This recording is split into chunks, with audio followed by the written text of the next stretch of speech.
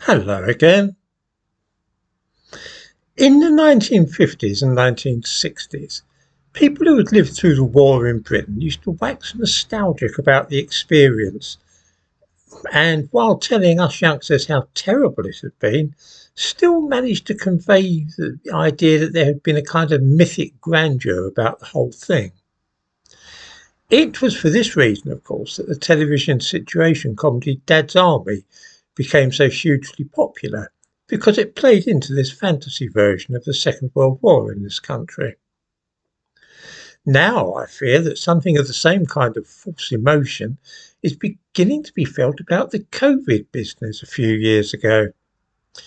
A series called Breathtaking has been showing on television this week, and it is attempting to recreate the drama and tragedy of those days in 2020 when so many people were running around like Chicken Licken or Henny Penny, crying that the sky was about to fall.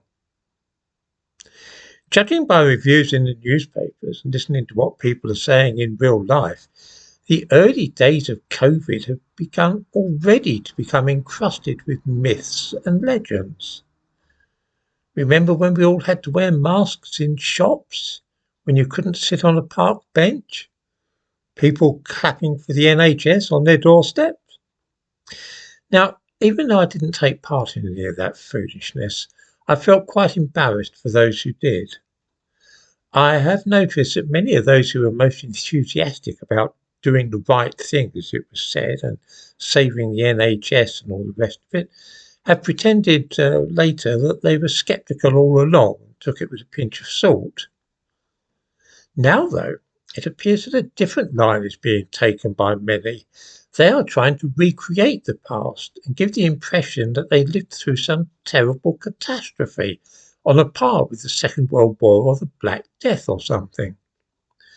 The more time that passes, of course, the easier such impostures become, and this series, Breathtaking, has triggered a flood of reminiscences from people in which they talk of the tragedy and seem determined to resurrect the party line on what happened that year, that it was the worst thing ever.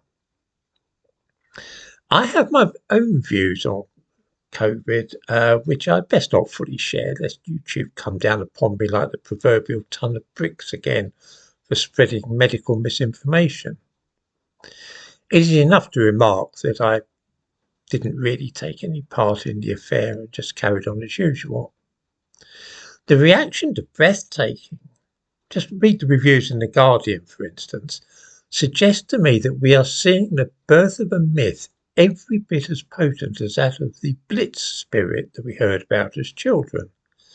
I'm enjoying this very much indeed, because it's not often that one is able to be in on the ground floor, as it were, of the creation of a false version of history.